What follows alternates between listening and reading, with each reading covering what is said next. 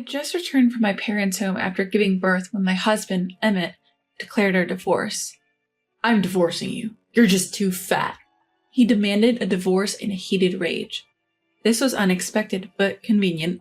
So I said, "What a coincidence. I was thinking of ending things too. My name is Laura. Currently, I'm pregnant with Emmett's child." I had intended to continue working until right before giving birth, but my morning sickness got so severe that I couldn't go to work and had no choice but to quit. Stricken by nausea every day, even when Emmett went to work, I couldn't get out of bed. Hey, I'm heading out. Sorry, have a good day. What the hell? You can't even see me off? You're using pregnancy as an excuse to be lazy. I could hear Emmett grumbling, but I didn't have the energy to get up. Needless to say, I had no room to prepare dinner after he came back from work. I hadn't even managed to eat anything myself since morning. Seeing me still lying down, Emmett lost his temper when he returned home. What the hell? You're still in bed? No cleaning done? You haven't even done the laundry? What about my dinner?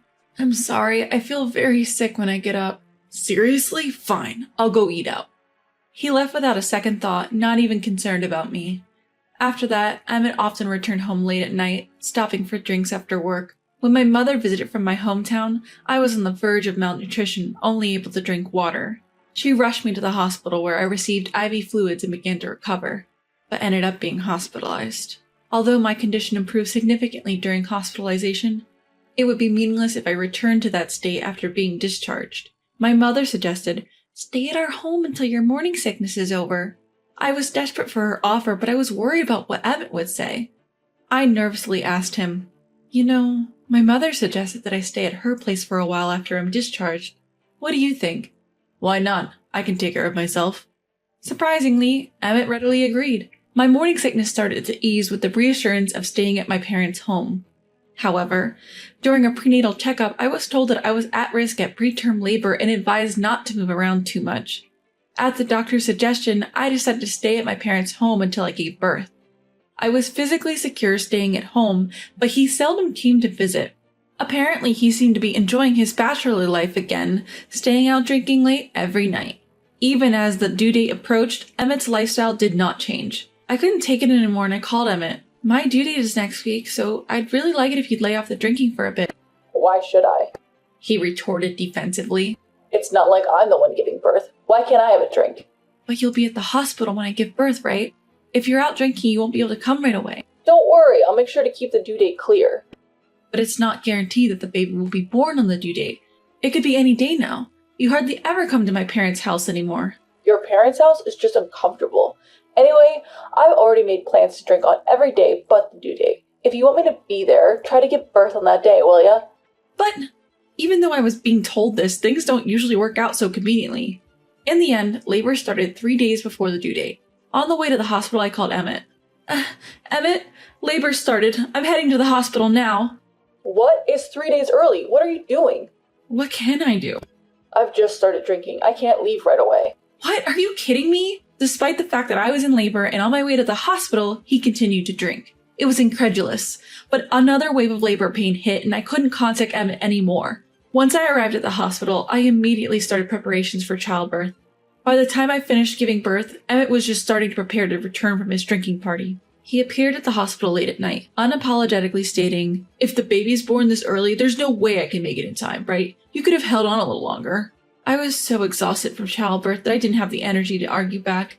Emmett took one look at our baby and then quickly left, saying, "I can't stand the sterile air in hospitals," while exuding the scent of a woman's perfume. Seeing him like this, my mother worriedly suggested, "Emmett doesn't seem very interested in helping with the baby. Stay here until your body recovers from childbirth."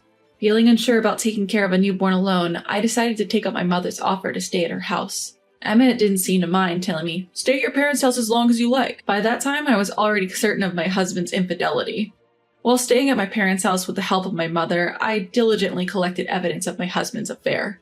There was a suspicious woman among his social media followers. I scraped together all her posts with desperate effort. By the time 2 weeks had passed since my discharge, my body felt much better. It was about time to go home. After thanking my mother, I returned home to find the house spotlessly clean. Something's off. It's too clean. Someone must have been here. I stood dumbfounded. Emmett came into the room and said, "Hey, you haven't lost any weight. Is there still someone in your belly?" Those were the words he said to his wife, who had just come back after the monumental task of giving birth. I lost it completely at his words. You're kidding me, right?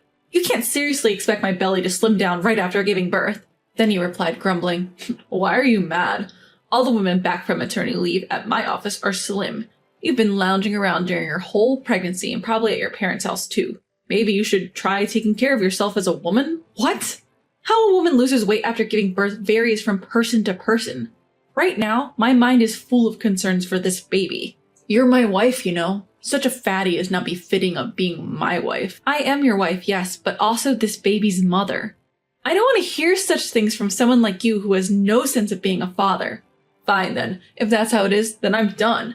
I want a divorce from a fat woman like you. A divorce? Are you serious? Yes, I'm serious. I've always thought marrying you was a mistake since seeing you during your pregnancy. I've been wondering when to bring it up, but it seems like there's no need to hide it anymore. What a coincidence. I've been pondering whether I should ask you to divorce. Emmett laughed loudly when he heard that. Who would have thought you felt the same way? This will make things easier. If you agree to divorce, you just leave here and finalize the divorce immediately. You really think it's going to be that easy? I'm going to make you pay child support and property division. Child support? Why? We're divorcing by mutual consent.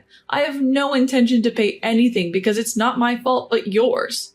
Are you serious? Place your hand on your chest and think carefully. As I said that, Emmett began to panic. What? What are you talking about?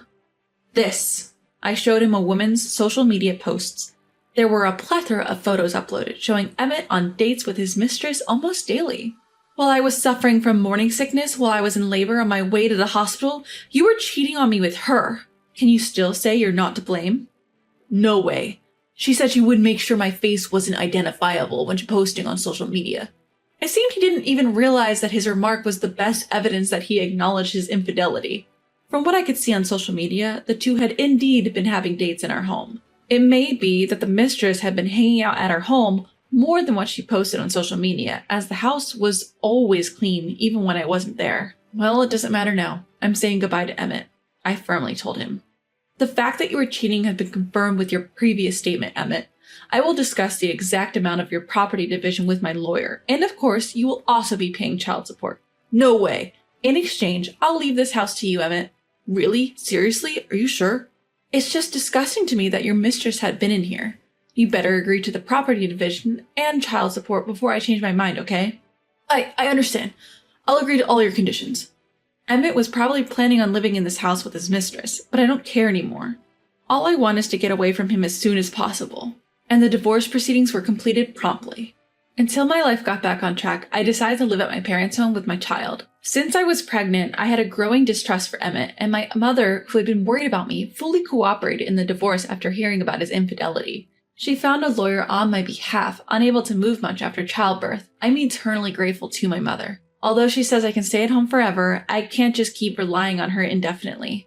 I secured a new job and enrolled my child in daycare, starting a life just the two of us. I had a good encounter at my workplace and subsequently progressed well with them. A few years later, I happened to spot Emmett at a shopping mall. Accompanying Emmett was a considerably overweight woman pushing a stroller. To my surprise, I ended up calling out to him. Emmett, is she the woman you were cheating on me with back then? Emmett, who had noticed me, made a guilty face and urged the woman to a different location. Sorry, I ran into an old acquaintance. Could you go on shopping for a bit? The woman glared at him and answered reluctantly. What? An acquaintance? What's your relation to that woman, Emmett? You aren't trying to run away from shopping, are you? I've told you, I want to buy a lot today. I get it. I'll join you later. Later? How many minutes? 5 minutes? 10 minutes? I won't accept it if you make me wait any longer. I'll be there in 10 minutes. I'll come after 10 minutes. Alrighty, only 10 minutes. If you're late, there will be consequences. Do you understand? I get it. It seemed that Emmett was entirely under the thumb of his massive wife, who turned out to be his former mistress. She's gotten quite big, huh? Is the child in the stroller hers? Yeah, that's right. I thought you didn't like overweight women. I guess I was wrong, huh? You said it too, didn't you? You can't get back in shape right after childbirth. She'll surely lose weight after a bit. I see. I smirked at Emmett, who retorted harshly. What is it? You think you can mock me? It's because of that attitude you can't remarry no matter how much time passes. You're the perfect example of a forever single mother. You might be okay with that, but don't you think it's pitiful for the child? Kids need a father, don't they? Yeah, you're right. I also think children need a respectable father. Caught off guard by my honest response, Emmett changed his tone. Hey, Laura, you're regretting breaking up with me now, aren't you? If you wish for it, I can break up with her and we can get back together. What? What nonsense are you saying? I don't regret breaking up with you, not even a bit. But you just said children need a father. Yes, I did. Hearing Emmett's loud voice, John came over to my side. Laura, what's going on? I introduced him to Emmett. Let me introduce you. This is John, my new husband. Wait, remarried? When did this happen? As soon as John saw Emmett's face, he seemed to understand and whispered to me. Laura, could it be? Is he your ex-husband? Yes, that's right. I happened to see him earlier. John looked a little awkward and glanced at our own grown child. The child is Emmett's, but John has raised him like his own.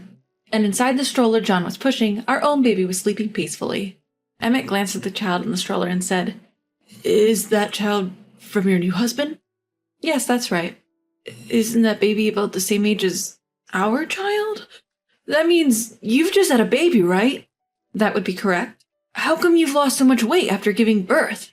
Well, it's been a year. You're referring to when you called me fat a few weeks after I gave birth, right? But my wife is still gaining weight. Isn't that because of poor diet and lack of exercise? Well, I can understand the desire to binge eat and drink under stress if you have a husband like you. What do you mean by that?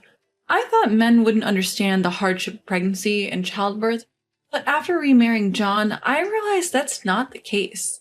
From the moment he learned of the pregnancy, he was always considerate of me. He took over all the housework when I was suffering from morning sickness, and he always prepared meals that I could eat. I glanced at John and continued. Even during childbirth, he rearranged his work schedule more than a week before the due date so he could go to the hospital as soon as I called him. Of course, he made it for the birth and visited the hospital every day after the birth. Well, when you think about it, that's pretty standard. I let you go back to your parents' house when you said you wanted to, didn't I? That was just because you wanted to be with your mistress, right? Don't conveniently rewrite your memory. I'll never forget how, rather than worrying about my body when I came back after giving birth, you called me fat. But can't you blame me? Normally you'd think the body would bounce back quickly after the baby is out. Well, that's true. In my case, with the second child, I did bounce back quickly. It's probably because John was always considerate of me. I had no postpartum stress, and we did yoga and exercise together after birth. It's a stark contrast to you, who did nothing. Wait, I understand your worth now. Even though we're mistakenly with different partners now, can't we go back to our original relationship? Before I could object, Emmett's wife stormed up from behind, shouting, Emmett, what are you doing? It's been over 10 minutes, and what was that conversation about? Is this woman your ex-wife? Don't tell me you're thinking of leaving us and getting back together with her. You must be joking. It's not like that. What's not like that? You can escape from me. As punishment, I'm confiscating your allowance for this month. And next month's too. Please spare me. I need money for lunch. Well, bring a lunchbox then. Will you make it for me? Don't be ridiculous. I'm busy with the baby. If you're going to make it, do it yourself. You're even making your own dinner, so just make extra for your lunchbox. I can't believe I have to tell you everything. Use your brain a little. I'm sorry. From the looks of it, Emmett has his allowance completely controlled by his wife, and is even made to do housework. He was completely submissive to his wife and seemed to have shrunken. How things change when the partner changes. As they argued, John and I quietly moved away from the scene. When they were out of sight, I apologized to my husband. John, I'm sorry. You must have felt uncomfortable running into my ex-husband like this, right? No, it's okay. On the contrary, I'm relieved knowing you would never get back together with a man like that. Of course not. Thanks to that divorce, I was able to meet you, John. You care for both our child and my child from my previous marriage equally. All this happiness is thanks to you. My decision to divorce Emmett at the time was definitely not a mistake.